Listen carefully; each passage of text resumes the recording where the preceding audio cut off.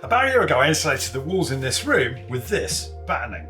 Bringing the walls out by 100mm gave me a bit of a problem when I got to this cupboard, because I had to rip out this door lining. And what I didn't realise is it was anchored into the wall with these wooden wedges driven into the bricks, and when I gemmed it off the wall, half the wall came off with it. It was a pretty deep repair and I found a really cunning way of fixing it, which I thought I'd share with you today, because I know a lot of you with old properties like me have similar problems and they need to sort out.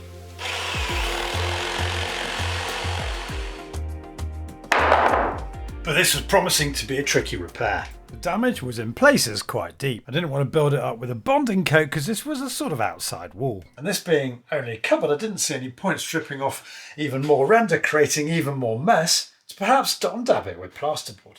So that's when I came up with a plan. I grew up in a cottage where all the ceilings were made from wire mesh, reinforced sand and cement, so I thought I'd use wire mesh to repair the hole. And so I ordered a 2.5 metre long by 700mm wide length from Wix and trimmed it down with my Dremel to the exact size of the damaged area. I had one last peg to remove, which I did as gently as possible so as to dislodge as little of that slightly crumbling brickwork as I could. I knocked up a bit of watered down PVA and primed the walls and floor of the cupboard with this to create a decent dust-free surface for the mortar to bond to. I ripped up the old floor when I put the underfloor heating pipes in, so I temporarily repaired and relaid the floorboards in preparation for the rendering.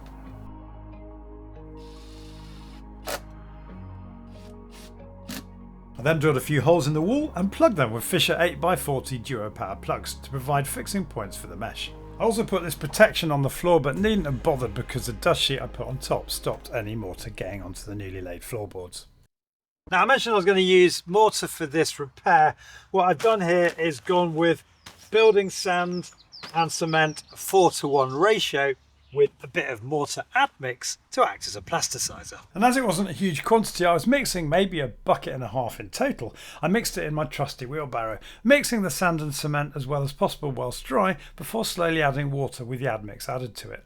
Some crucial bits of kit at this stage: bucket obviously, bucket trowel with square edges because that gets the mortar out of the corners of the bucket when you ladle it out. Plasterer's trowel, don't look too closely at this, it's in a bit of a state. And probably the most important of all, plasterer's hawk. Really useful, as you'll see in a minute. Details of all today's tools will be in the description below the video.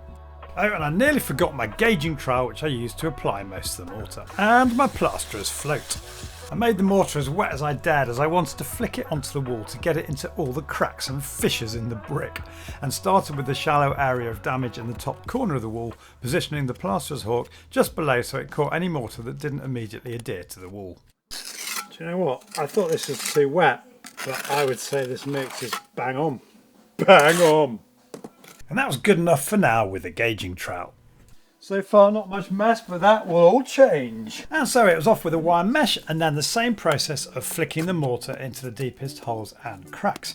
I should point out that one of the reasons this wall is such a mess is that it was the original outside wall of the house, which was rather crudely cut away and tied into when at some point the extension, or put simply the wall in the left of the shot, was added.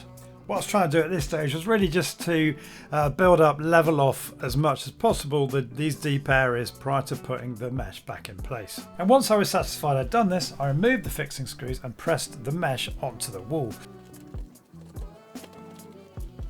And in the process I stupidly covered up the top screw hole, so I should have either cleared render away from the hole before I started or just gone and rewatched the footage so I could see where the hole was. It didn't matter though because the mesh was well anchored into the wall in this section. It is important though that the mesh is secure, as you'll see in a minute. I bought these easy fix washers on Amazon and they did a great job at fixing the mesh into position.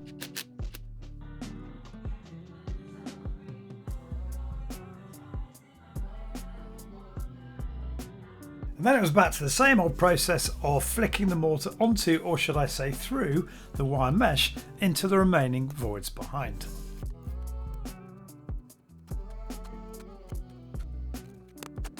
And with that done, I can start building it up on the surface. And at this point, I switched to my plasterer's trowel and started smoothing it off.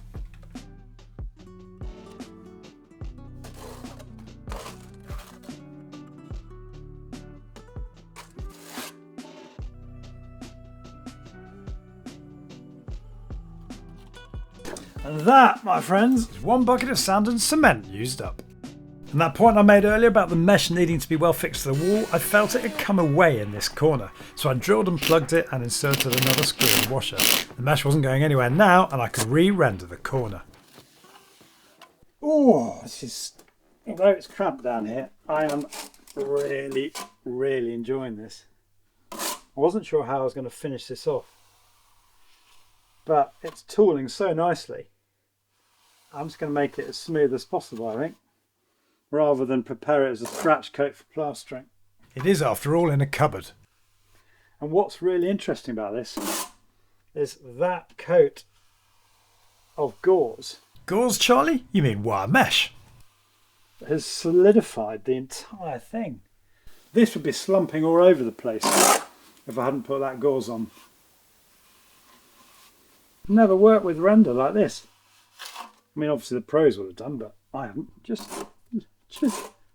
loving it, guys. Just loving it.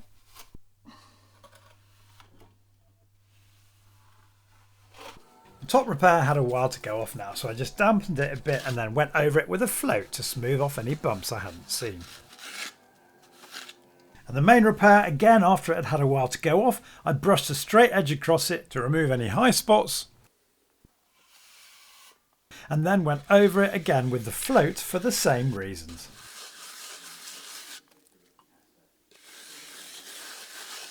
As I said, I decided not to bother skimming the wall, so once the render had gone off, I filled any holes and imperfections in the old plaster with Tetrion and then sanded them flat with my random orbit sander, attached to my Henry vacuum.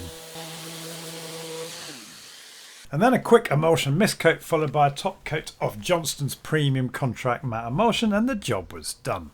And I've got to say, I'm pretty pleased with the end result. It is a bit no frills not having a plaster skim coat on top, but it is only in a cupboard, and I think it's achieved the aim of tidying up this space very nicely. I was keen to do this video this weekend to show you what I was up to last week, because all these works were quite an important build up to my next project, which is going to be making a media sort of bookcase here. And to get all that in place, I had to sort out the cupboard where I've got important stuff like networking and home automation. So since I did the works that you've just seen in today's video, I've been trimming this door down, I've been fixing the door lining back into position. It's the original door lining and I'm really glad I kept it. It was no mean feat getting it in because it was quite twisted and otherwise needed a lot of care and attention.